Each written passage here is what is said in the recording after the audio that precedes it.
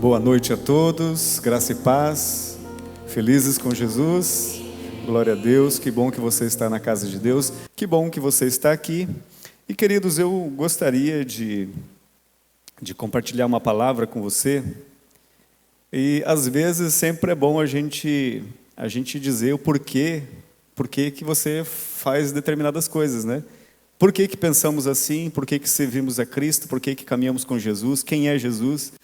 E justamente o tema para nós essa noite é: quem é este? Quem é este? É baseado na pergunta que a multidão fazia, né, quando Jesus entrava em alguns lugares, e eles diziam: quem é este, né, que faz maravilhas? Quem é este que anda sobre as águas? Quem é este que até os cegos enxergam? Quem é este que os demônios se submetem? Quem é este? E tem uma história, né?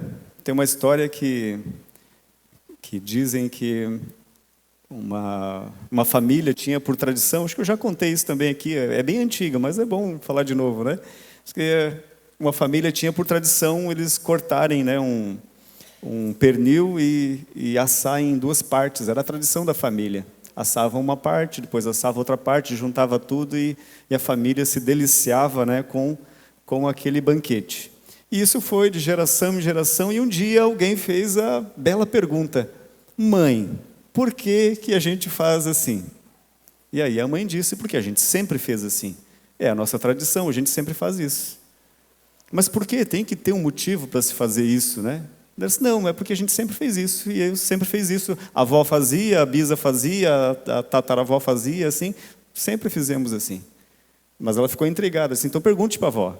Aí a mãe perguntou para a avó: vó, por que, mãe, no caso, né? Por que a gente fazia isso? Por que a gente faz assim? É porque a tua bisa fazia. Daí perguntaram para a bisa: bisa, por que se faz assim, bisa?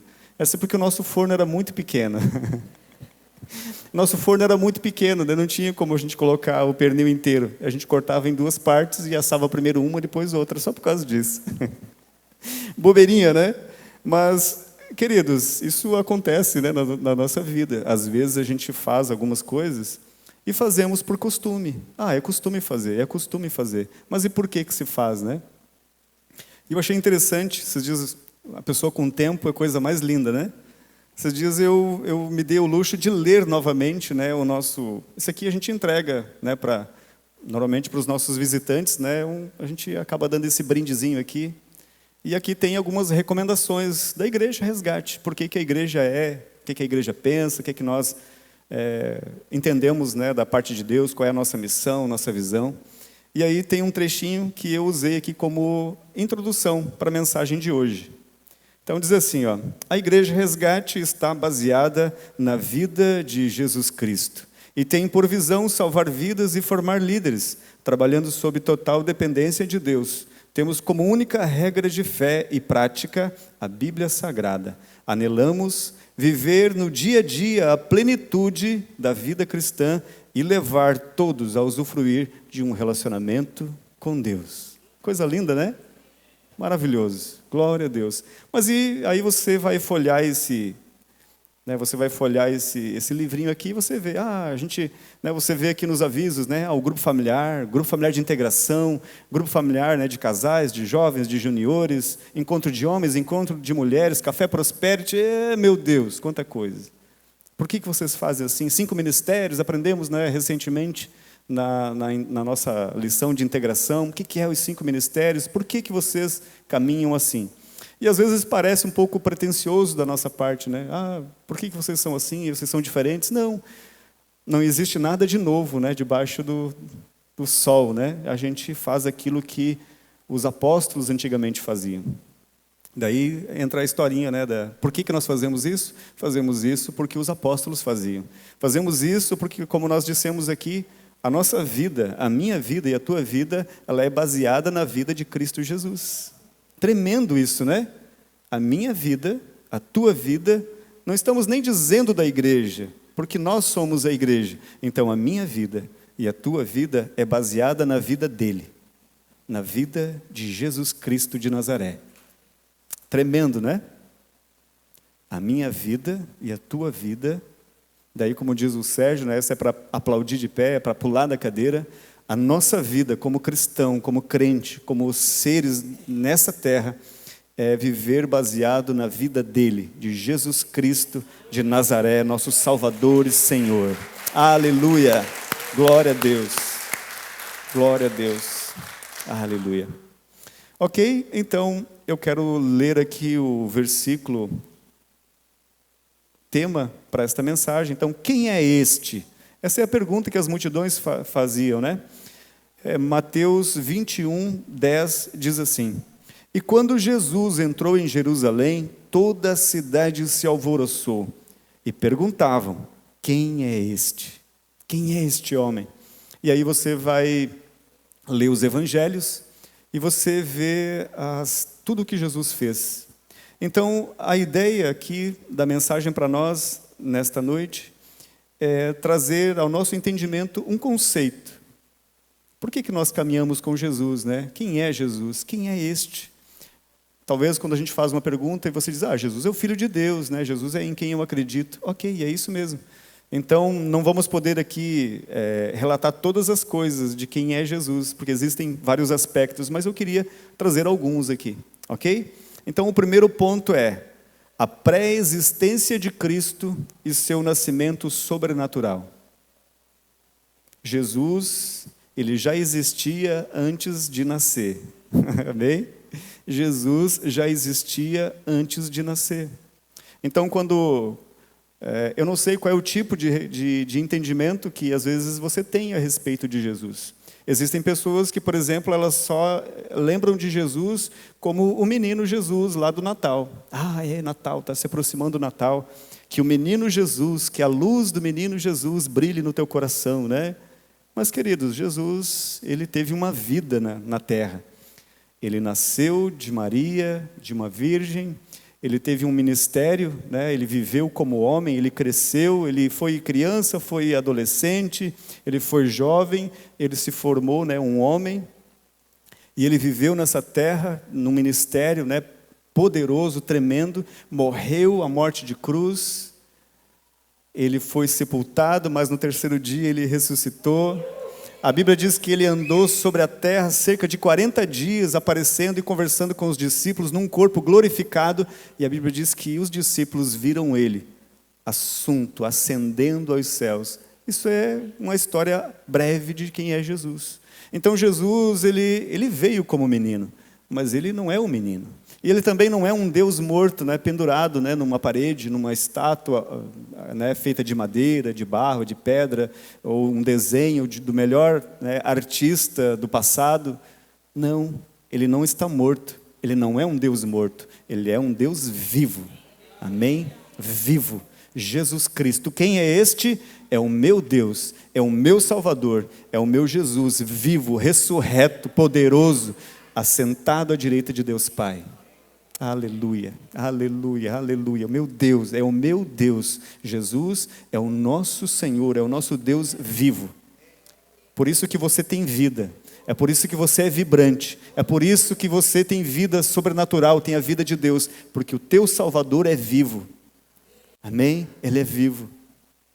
Então Jesus era pré-existente. Olha o que diz João, capítulo 1, versículo do 1 ao 3, diz assim: No princípio era o Verbo, e o Verbo estava com Deus, e o Verbo era Deus. Ele estava no princípio com Deus. Todas as coisas foram feitas por Ele, e sem Ele nada do que foi feito se fez. Que tremendo! Jesus, ele já existia, quer dizer, Cristo já existia. E aqui eu vou pedir uma licença poética, né, como se diz, porque se nós formos estudar, né, o nome de Jesus, tem por que Jesus é o Cristo, Cristo Jesus, Jesus Cristo de Nazaré, né, Jesus o Cristo, Cristo Jesus, então tudo tem um significado muito importante. Mas eu vou generalizar aqui, então me deem essa permissão de generalizar e falar de Jesus Cristo. Então eu vou simplificar aqui o nome de Jesus, né, para a nossa compreensão da mensagem de hoje. Então se você fizer Fateme, amém? Se você quiser fazer Fateme, Converse com a pastora Líria, que levante a mão aqui, pastora Líria, olha só. Se você quiser fazer Fateme, fale com o teu apacentador de grupo familiar e procure ele, que ele vai te encaminhar aí, e você vai aprender tudo sobre o nome de Jesus. Jesus, o Cristo, Jesus, né, o Cristo Jesus, e aí a gente vai saber tudo isso. Mas hoje eu vou tratar genericamente aqui do nome de Jesus. Quem é Jesus, né? Ele é pré-existente. Jesus já existia antes mesmo de encarnar nessa terra. Aqui a Bíblia está dizendo que ele era o Verbo, e o Verbo estava com Deus, e o Verbo era Deus. Se você ler Gênesis, né, no primeiro capítulo de Gênesis diz que no princípio a terra estava sem forma e vazia. O Espírito de Deus pairava sobre a face das águas, e disse Deus. O que Deus disse? Deus disse o Verbo. Quem é o Verbo? O Verbo é Jesus, o Verbo é Cristo, né? O Verbo é Cristo, ele é a palavra. Na NVI diz, né? No princípio ele era a palavra, e a palavra era Deus, e a palavra estava com Deus. E disse Deus, lá no princípio, haja luz. A palavra, Deus disse a palavra, então Deus, Cristo Jesus Cristo estava com Deus no princípio, amém? No princípio ele era o Verbo, ele já era antes de ele se tornar o menino Jesus, ele já existia. Uma outra passagem diz que ele já existia antes, é o Cordeiro que foi morto antes da fundação do mundo. Interessante que aqui no final João fala que todas as coisas foram feitas por ele, e sem ele, nada do que existe, nada que foi feito teria sido feito. Tremendo, né?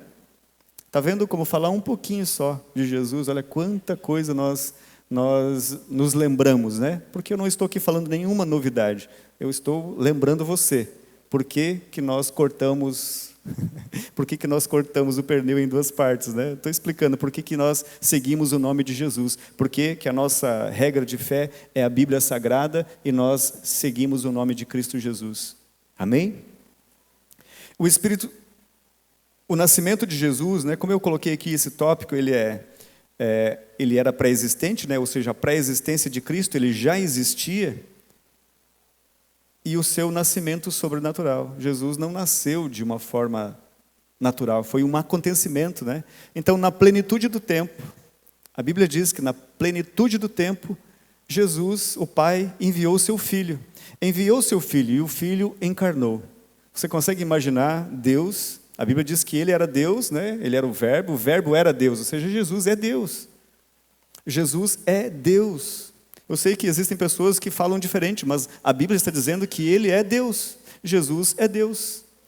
E Deus, Jesus, ele esvaziou-se de si mesmo para entrar na terra, né? Nesse âmbito natural que eu e você vivemos, ele entrou através do ventre de Maria, de uma virgem.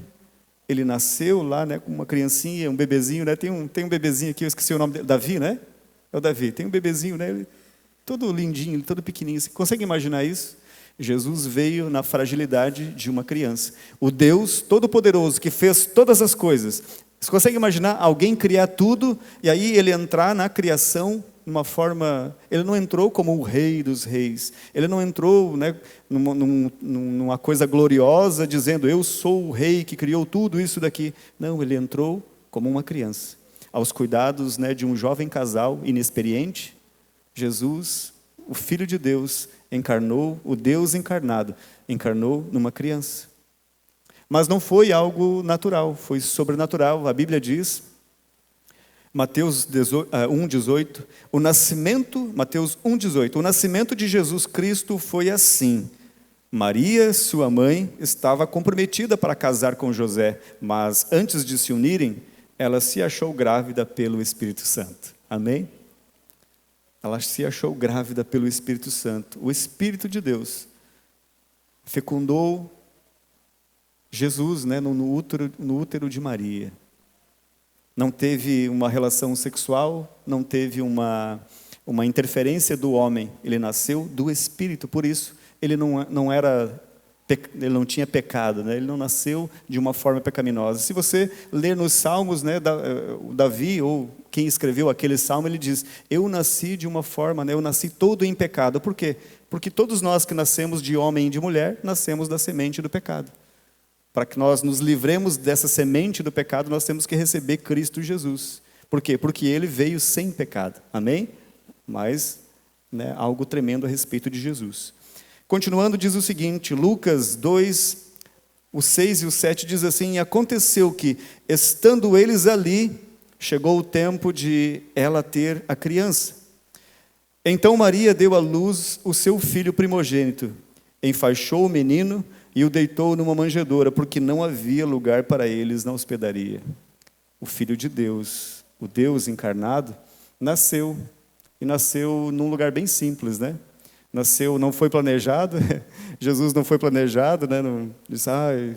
José e Maria não sentaram, né, antes do casamento, nós vamos ter um filho, e nós vamos colocar o nome dele de Jesus. Não, isso foi o anjo que disse, né? O anjo apareceu para Maria e disse: Maria, você, agraciada do Senhor, você terá um filho. Você terá um filho do Espírito Santo. O Espírito descerá sobre você e você terá um filho e você vai colocar o nome dele de Jesus. Tremendo, né? Não foi planejado pelos pais terrenos, mas na plenitude do tempo, ele foi planejado pelo Pai Celestial. Amém? Esse é Jesus. O Messias prometido, o Deus que se fez carne na plenitude dos tempos, criado por seus pais terrenos, aprendeu por obediência que era o Filho de Deus. Aqui vem algo muito importante. Jesus, ele não nasceu grande, né? Jesus nasceu bebezinho.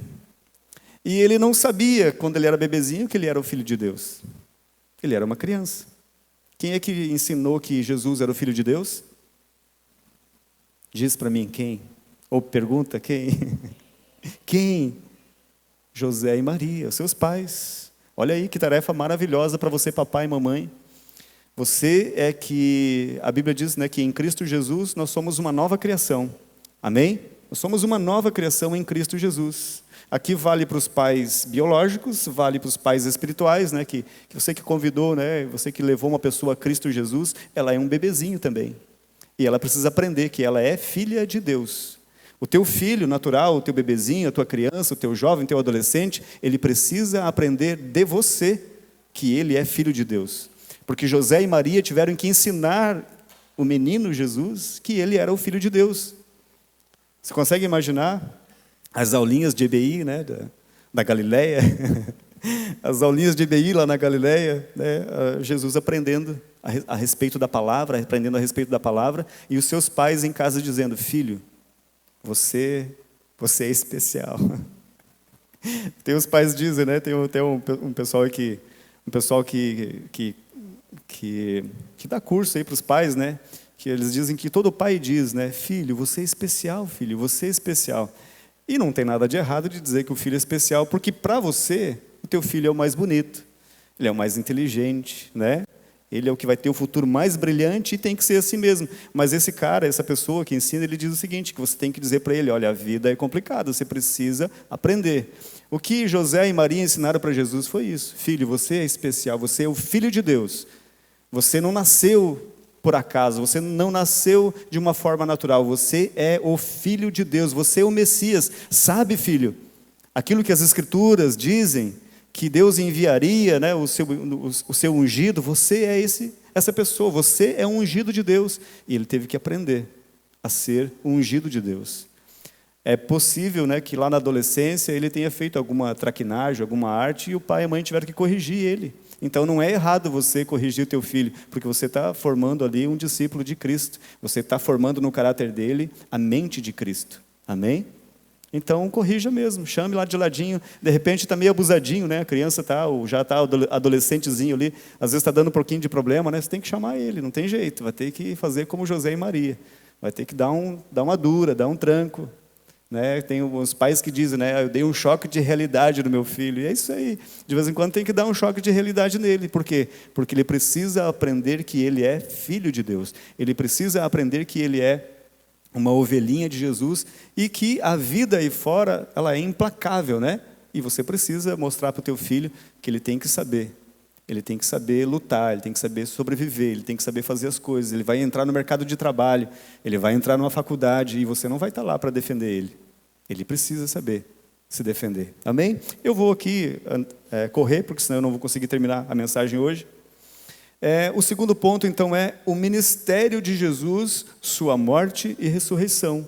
Então, Jesus, ele nasceu, ele aprendeu com seus pais que ele era o Filho de Deus e ele, por obediência, acreditou. Isso é verdade, eu sou o Filho de Deus. Quando as Escrituras falavam, ele dizia, é verdade, essa passagem é para mim. Eu acabei esquecendo de anotar aqui, mas tem uma passagem que Jesus lê aquele texto do Antigo Testamento e ele diz, hoje, diante de vocês, na sinagoga, Jesus tinha sido convidado para um culto como hoje aqui, né? E deram uma palavra para Jesus. Jesus leu o texto onde dizia, né, o meu Espírito, né, meu Espírito está sobre você, eu te ungi, né, para proclamar, né, as boas novas do Evangelho. E Jesus lê o texto e olha para todos e diz, hoje se cumpriu esta profecia. Tremendo, né? Então Jesus teve um ministério também aqui na terra. E foi um ministério poderoso. Olha só o que diz a palavra de Deus. João 3,17 diz assim, porque Deus enviou o seu Filho ao mundo, não para que condenasse o mundo, mas para que o mundo fosse salvo por ele. Jesus foi enviado à terra com um propósito bem definido, salvar, resgatar a humanidade. Jesus, o Pai, o Filho e o Espírito Santo, quando eles concordaram que Jesus ia encarnar, esse era o plano para resgatar o homem, para que eu e você, ao receber a salvação em Cristo Jesus, pudéssemos novamente ter o nosso lugar na mesa do Pai, pudéssemos novamente ter comunhão com o nosso Pai Celestial, assim como Adão tinha antes de pecar lá no jardim. Tremendo, né? Glória a Deus. O reino de Deus sobre a terra, quer dizer, Jesus veio trazer o reino, veio manifestar o reino de Deus sobre a terra. Ele andou sobre as águas, ele subjugou os demônios, ele curou as pessoas, ele curou os enfermos, ele ressuscitou mortos. Jesus Cristo dominou sobre todas as coisas. Amém? Ele veio e manifestou o reino de Deus de uma forma tremenda e poderosa aqui na terra. Aliás, ele veio e mudou o mundo para sempre. Você já reparou que se você for falar de algumas coisas, de datas, né? Eu gosto de história, se você gosta de história e você lê livros, você vai perceber, 300 anos depois de Cristo, 150 anos antes de Cristo, 1000 anos antes de Cristo, e você vai lendo a história a partir de depois de Cristo ou antes de Cristo, ou seja, ele não é qualquer pessoa, né? Jesus nasceu, encarnou nessa terra, ele veio, morreu, ressuscitou, está vivo, assentado à direita de Deus, ele marcou a história. O mundo foi dividido entre antes de Cristo e depois de Cristo. Esse é o ministério de Jesus. Gálatas 4, capítulo 4 e 5 diz assim, mas quando chegou a plenitude do tempo, Deus enviou o seu Filho, nascido de mulher, nascido sob a lei, para resgatar os que estavam sob a lei, a fim de que recebêssemos a adoção de filhos. Amém? Jesus Cristo, Jesus veio nessa terra para resgatar, para nos tornar filhos de Deus, para resgatar a nossa identidade, para resgatar o nosso propósito, o propósito de Deus sobre as nossas vidas.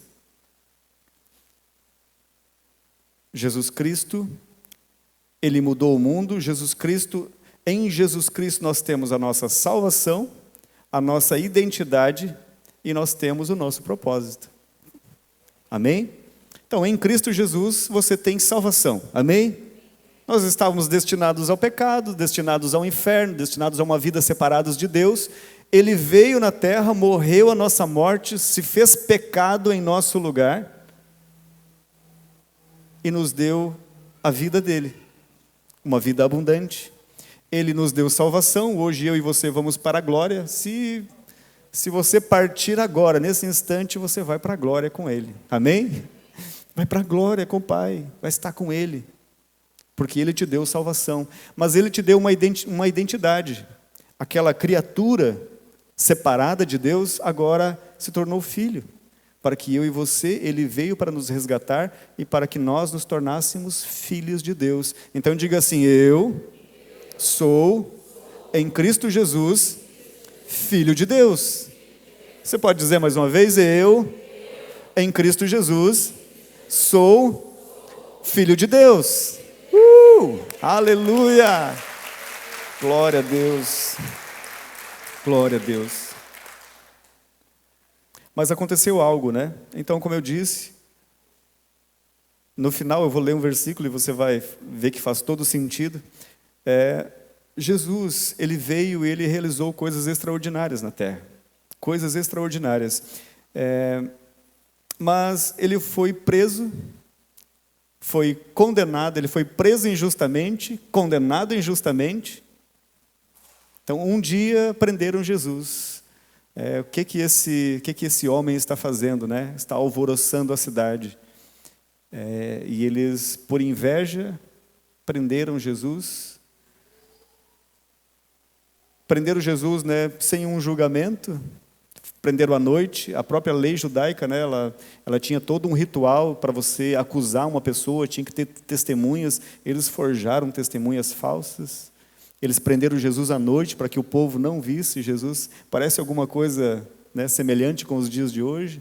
O mal, o pecado, o reino das trevas é atual. O que você viu lá no passado acontece hoje, é tudo treva. Então, Jesus foi preso, inocente, não teve um julgamento justo, contrataram falsas testemunhas para fazerem falsas acusações, mas Jesus, ele como, né, uma ovelha muda que vai para o sacrifício, ele foi quieto, porque ele sabia que esse era o propósito, morrer em nosso lugar, morrer para nos resgatar, para nos salvar, para que toda a humanidade fosse reconciliada com o Pai. João 19:30 diz assim: quando Jesus tomou o vinagre, disse: está consumado, aleluia, e inclinando a cabeça, entregou o seu espírito. Ele se entregou porque quis. Vocês lembram quando ele estava no jardim, lá no horto, e os soldados que foram prender ele disseram: quem é Jesus? Ele disse: sou eu. Aqueles homens, aqueles soldados caíram. E aí eles se levantaram de novo, né? Meu Deus, o que deu agora? E aí eles: quem é Jesus? Onde é que está Jesus, o Nazareno? Ele disse: sou eu. Quando ele falou sou eu, eles caíram de novo.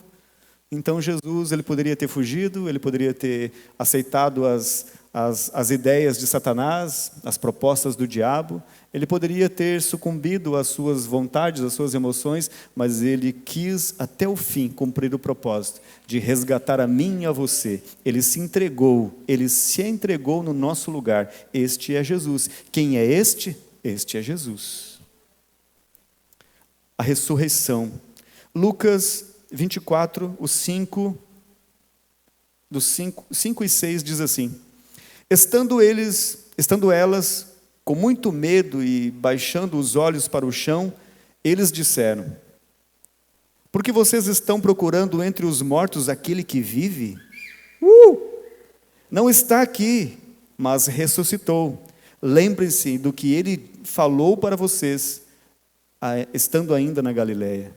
Por que vocês procuram entre os mortos aquele que vive? As mulheres, elas estavam tristes, né, depois que Jesus tinha sido sepultado. Elas estavam tristes e elas foram para o sepulcro para ver se alguém poderia abrir, né, rolar a pedra, para que elas pudessem fazer ali pudessem levar, né, os incensos e mirra, enfim, para ungir Jesus.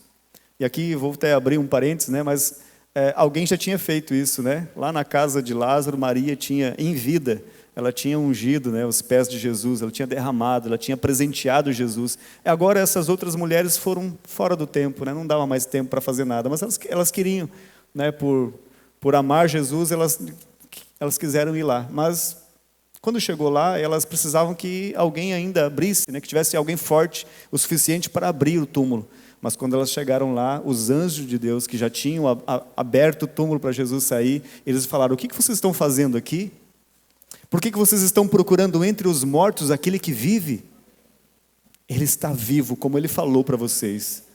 Jesus, né, é o único ser que predisse a sua morte e a sua ressurreição, e realmente aconteceu. Amém? Aleluia.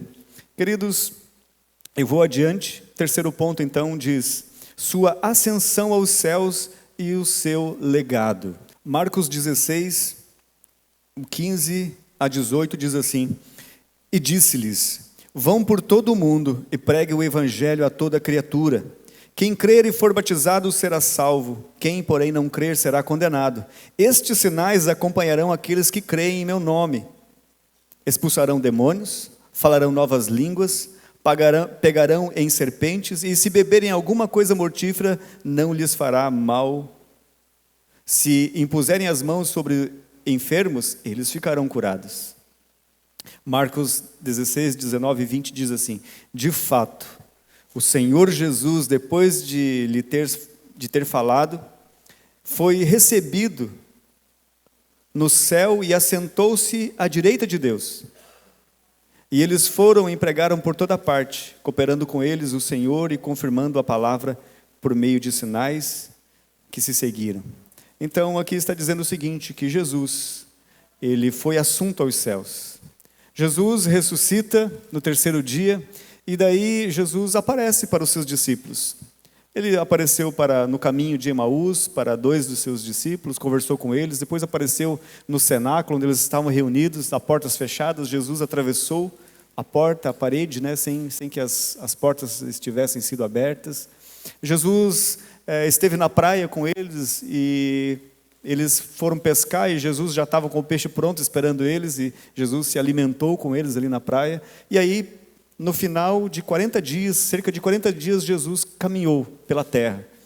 Andou pela terra conversando com os seus discípulos e dando instruções. E antes de ser assunto aos céus, ele deixou para nós. Ele disse: vão por todo mundo. E essa é uma palavra para a igreja.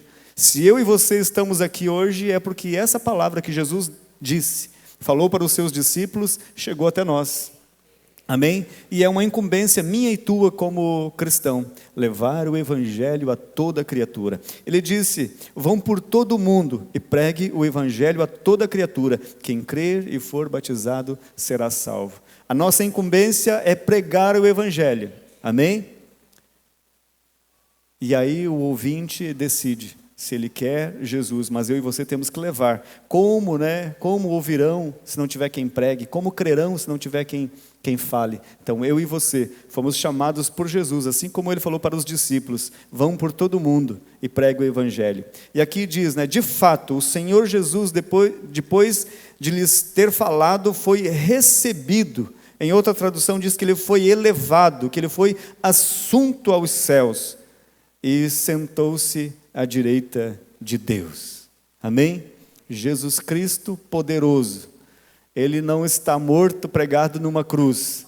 Ele está vivo, assentado à direita de Deus Pai. E a Bíblia diz que tudo está debaixo dos seus pés. Não existe nenhum poder, nada páreo para Jesus.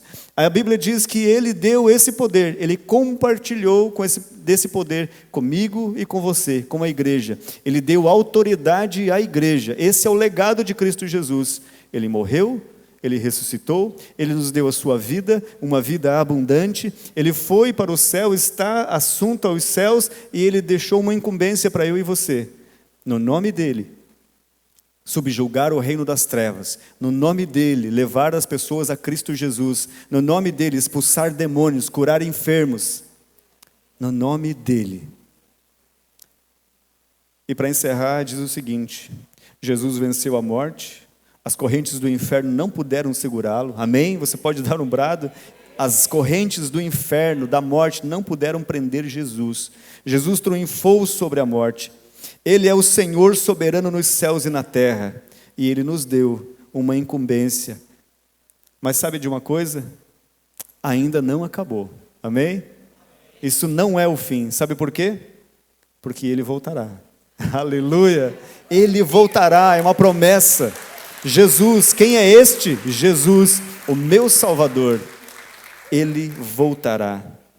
Atos 1, 9 a 11 diz assim: depois de ter dito isso, Jesus foi elevado às alturas à vista deles, e uma nuvem o cobriu, e uma nuvem o encobriu dos seus olhos. E estando eles com os olhos fixos no céu, para onde que nós temos que olhar? Para o céu.